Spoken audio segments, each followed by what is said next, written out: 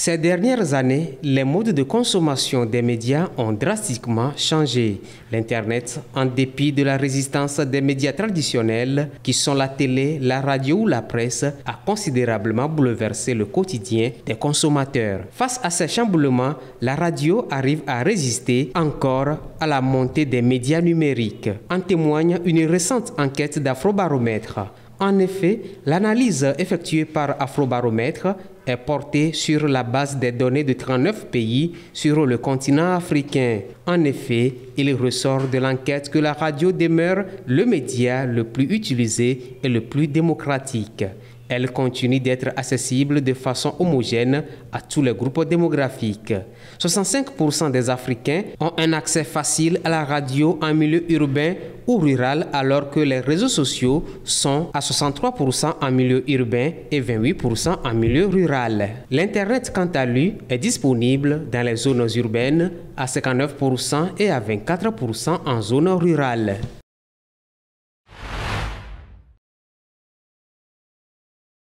Les conditions à remplir pour obtenir une pièce d'identité sont-elles difficiles et insupportables pour les citoyens togolais? Difficile de le dire, mais la réalité prouve à suffisance que seulement quelques personnes ont soit une carte nationale d'identité ou un passeport. Selon les chiffres révélés par la Direction générale de la documentation nationale DGDN et publiés par le ministère de l'économie numérique et de la transformation digitale à travers le rapport d'évaluation sociale du projet d'identification unique pour l'intégration régionale et l'inclusion en Afrique de l'Ouest au Togo, à la fin du mois de décembre 2022, le nombre de détenteurs de cartes nationales d'identité s'élevait à plus de 1 326 000. Les hommes sont au nombre de 866 000 et les femmes sont chiffrées à 460 000, presque la moitié du nombre des hommes. D'après les mêmes sources, moins de 500 000 Togolais sont détenteurs de passeports, au nombre desquels 189 000 femmes et 307 000 hommes. Selon les autorités togolaises, ces chiffres renforcent et attestent la pertinence de la problématique d'accès à une pièce d'identité au Togo. Par ailleurs, la carte d'électeur est la pièce d'identité détenue par la majorité des Togolais. Au dernier recensement, plus de 4 millions de Togolais possèdent une carte d'électeur. Ce nombre représente la moitié de la population du pays.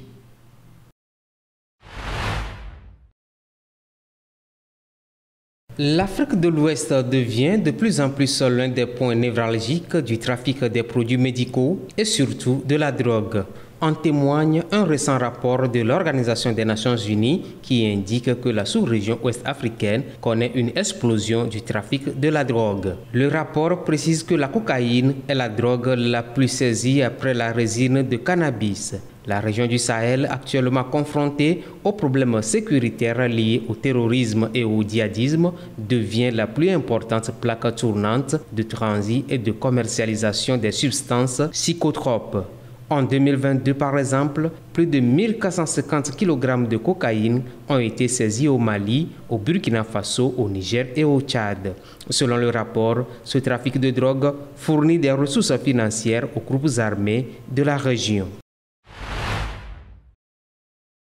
La confirmation de cette cohabitation inattendue, c'est le secrétaire américain à la défense qui l'a livré depuis Hawaï, dans l'océan Pacifique, lors d'une conférence de presse jeudi. Les Russes sont dans un bâtiment séparé et n'ont pas accès aux forces américaines ni à nos équipements. Je suis toujours très soucieux de la sécurité et de la protection de nos troupes. Et je vais continuer à surveiller la situation.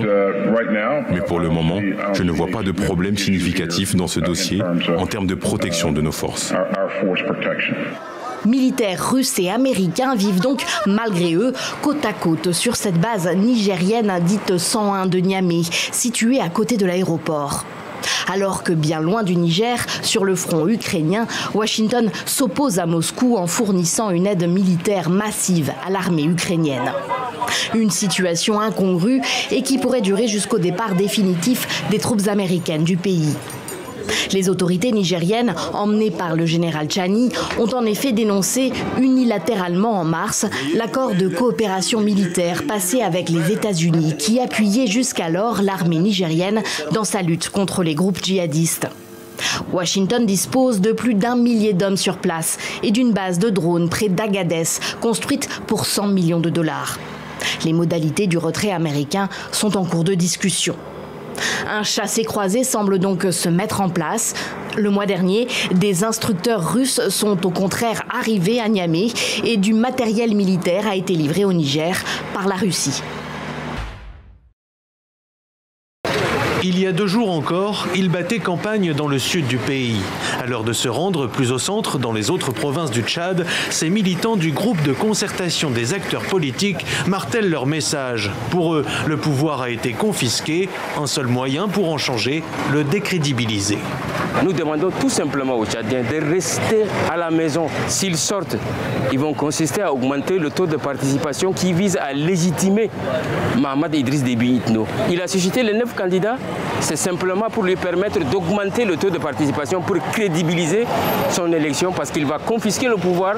En confisquant le pouvoir, il va falloir que le taux de participation soit élevé et il dira qu'il a été confortablement élu. Le GCAP n'est pas le seul à faire campagne contre l'élection présidentielle du 6 mai. Mais l'appel au boycott ne fait pas l'unanimité, notamment chez ces jeunes électeurs pour qui aller voter est le seul moyen de favoriser le changement. Ils rappellent aussi que le Conseil constitutionnel a rejeté le candidat du GCAP. Ils ont leur raison de boycotter parce qu'un de leurs candidats a été recalé. Mais ce n'est pas une solution. Aujourd'hui, nous parlons de la nation, nous parlons du Tchad. Donc le mieux, c'est d'appeler plutôt leurs sympathisants, leurs militants à voter pour un candidat qu'eux, ils auront comme le plan B. Et de prendre l'exemple du Sénégal, où, empêché, Ousmane Sonko avait passé la main à Bassirou Diomaye Faye pour faire gagner son parti. Encore faut-il disposer de la même popularité. Le Programme alimentaire mondial des Nations Unies a alerté sur l'imminence de la famine au Darfour. Les civils d'El Fasher sont déjà confrontés à des niveaux de faim dévastateurs alors que les convois d'aide en provenance du poste frontière tchadien de Tiné sont bloqués. Nos appels en faveur d'un accès humanitaire au point chaud du conflit au Soudan n'ont jamais été aussi cruciaux. Le Programme alimentaire mondial a besoin de toute urgence d'un accès sans restriction et de garanties de sécurité pour fournir une assistance aux familles qui luttent pour leur survie dans un contexte de violence dévastatrice. Nous devons être en mesure d'utiliser le poste frontière d'Adré et d'acheminer l'aide à travers les lignes de front depuis Port-Soudan afin de pouvoir atteindre les populations dans toute la région du Darfour. Au cours des 6 dernières semaines, le Programme alimentaire mondial a fourni une aide alimentaire et nutritionnelle d'urgence à plus de 300 000 personnes dans le nord, l'ouest et le centre du Darfour en utilisant les postes de frontière de Tiné et Adré et une route transversale depuis Port-Soudan. Tous ces accès sont désormais bloqués.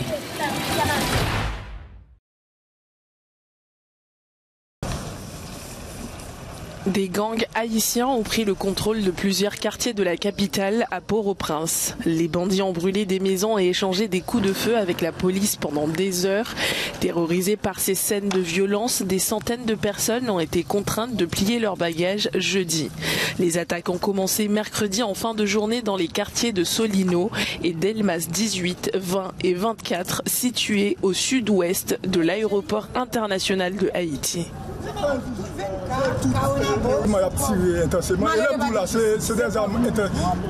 Ils ont tiré intensément avec des armes lourdes. C'est une situation infernale que nous vivons depuis hier soir à Delmas.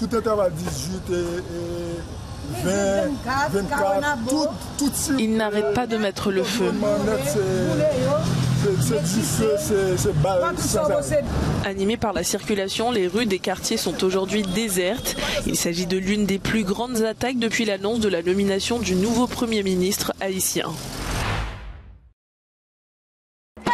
À l'occasion de la Journée mondiale de la liberté de la presse, célébrée le 3 mai, Antonio Guterres, secrétaire général des Nations Unies, a rappelé la menace qui pèse sur les médias aux 4 coins du monde. Proclamé pour la première fois en 1993, ce jour a permis au chef de l'ONU de rappeler les valeurs du journalisme en saluant le courage de ceux qui osent poser des questions.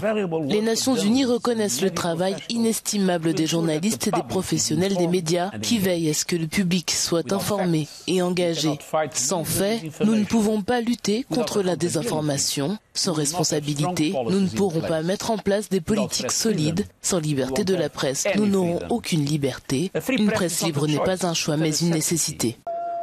71 journalistes et professionnels des médias ont perdu la vie en 2023, qui a été, selon Antonio Guterres, une année dévastatrice pour la profession.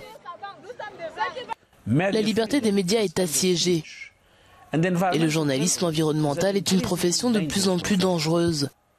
Des dizaines de journalistes couvrant l'exploitation minière illégale, l'exploitation forestière, le braconnage et d'autres problèmes environnementaux ont été tués au cours des dernières décennies. Dans la grande majorité des cas, personne n'a eu à répondre de ces actes. L'UNESCO indique qu'au cours des 15 dernières années, quelques 750 attaques ont été perpétrées contre des journalistes et des organes d'information traitant de questions environnementales. Et la fréquence de ces attaques est en augmentation. Antonio Guterres a exhorté toutes les nations à cesser de s'en prendre à la vérité et à ceux qui la rapportent. Il a déploré que seuls 13% des cas de meurtre aient fait l'objet d'une enquête condamnant l'impunité qui règne toujours.